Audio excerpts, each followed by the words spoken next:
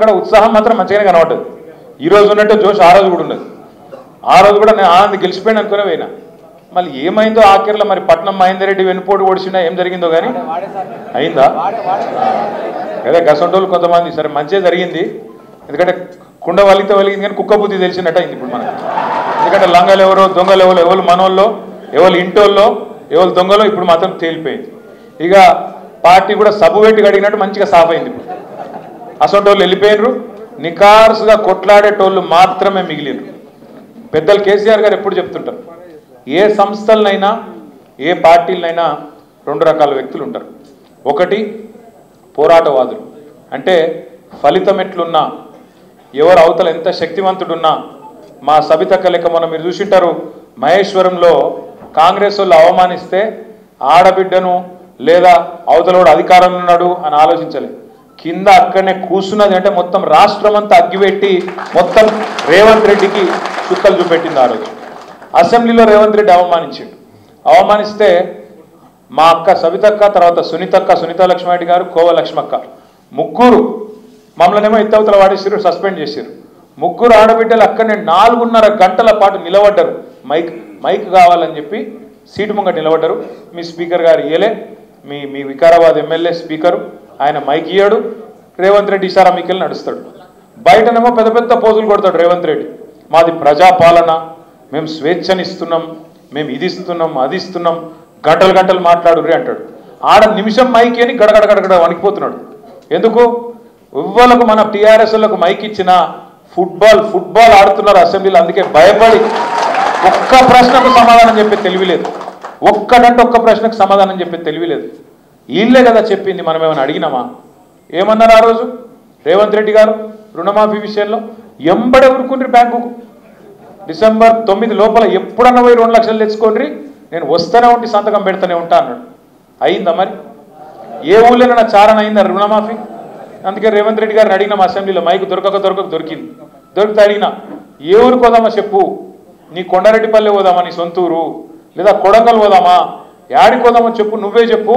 దబ్బనగిన ఎక్కడైనా ఏదైనా ఒక ఊళ్ళో రైతులు రాసిస్తే 100% రుణమాఫీ అయిందని ఏ ఒక్క ఊళ్ళో రాసిచ్చిన రాష్ట్రంలో రాజకీయ సన్యాసం చేస్తా అని చెప్పిన ఇయ్యాల కూడా కట్టుబడి ఎక్కడ కాలే రుణమాఫీ. 100% రుణమాఫీ అనేది పచ్చి బోగస్. 25% కూడా కాలే. ఇది నేను ఉత్తగానే అమాంతం తగదని చెప్తలేను. ఇదే రేవంత్ రెడ్డి ప్రభుత్వం డిసెంబర్ 2023లో రాగానే బ్యాంకులతో మీటింగ్ పెట్టారు. మీటింగ్ పెడితే బ్యాంకు వాళ్ళు ఏం చెప్పారు, మొత్తం రాష్ట్రంలో 2 లక్షలు రుణమాఫీ చేయాలంటే 49,500 కోట్ల రూపాయలు అవసరమని చెప్పారు. 49,500 కోట్లు అంటే దగ్గర 50,000 కోట్లు కావాలి అని చెప్పారు. తెల్లారి ముఖ్యమంత్రి గారు ఎక్కడో ప్రెస్ మాట్లాడాడు. ఏమున్నదా 40,000 కోట్లు, మేము ఒక్క సంవత్సరం కడుపు కట్టుకుంటే 40,000 కోట్లు కట్టి పారేస్తా అన్నాడు. నేను చూస్తూ ఉంటే ఆ ప్రెస్ మీట్ 9,500 కోట్లు తెల్లారి వరకే మాయమైపోయినాయి. 49,500 కోట్లకెళ్ళి తెల్లారే ముఖ్యమంత్రి నోటి కాడికి వచ్చే వరకు 9,500 కోట్లు ఎగిరిపోయినాయి.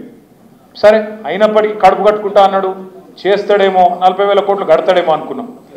మళ్ళా చూస్తే ఇంకో 15 రోజులకు క్యాబినెట్ పెట్టింది. క్యాబినెట్లో రుణమాఫీ అని చెప్పారు. ఇది పార్లమెంట్ ఎలక్షన్ కోసం 31,000 కోట్లు అన్నారు. పూర్యం 40,000 కోట్లు 31,000 కోట్లు ఎట్లయిందిరా అంటే చెప్పేటోడు లేడు. 9,000 కోట్లు ఇంకోటి కట్టు. ఆడికెళ్ళి మళ్ళీ వెంటనే అసెంబ్లీలో బడ్జెట్ పెట్టింది. 31,000 కోట్లు పోయింది. క్యాబినెట్ నుంచి అసెంబ్లీకి వచ్చే వరకు 5,000 కోట్లు మాయమైంది. 26,000 కోట్లు అన్నారు, అది కూడా పోయింది. ఆడికెళ్ళి మొన్న ముఖ్యమంత్రి గారు మహబూబ్ నగర్లో పెద్ద మీటింగ్ పెట్టి లొల్లి పెట్టుకుంటే చెప్తుండు, నేను మొత్తం రుణమాఫీ చేసేసిన 18,000 కోట్లు ఇచ్చిన అని అక్కడ చెప్పిండు. అంటే ఆడికెళ్ళిడికి మళ్ళీ 8,000 కోట్లు వీకింది. బట్టి విక్రమార్క గారు పాపం ఆయన అమాయకుడు, ఆయనతో నిజం చెప్పిండు. ఒక్కడ మాట్లాడుకుంటా ఇప్పటి వరకు ఖాతాలలో 11,000 కోట్లు కూడా పడలేదు అని ఆయన చెప్పిండు. ఎక్కడ 49,500, ఎక్కడ 11,000? అందుకే నేను అంటున్నా చారాన కూడా కాలే, ఇది వాస్తవం. అందుకే ఏ ఊళ్ళో పోయి రైతుల కాడ గొట్టం పెట్టగానే ఏమంటారు, రమ్మన్ రేవంత్ రెడ్డిని మేము చూస్తాం, ఇక్కడ రమ్మని ఒకసారి అంటారు.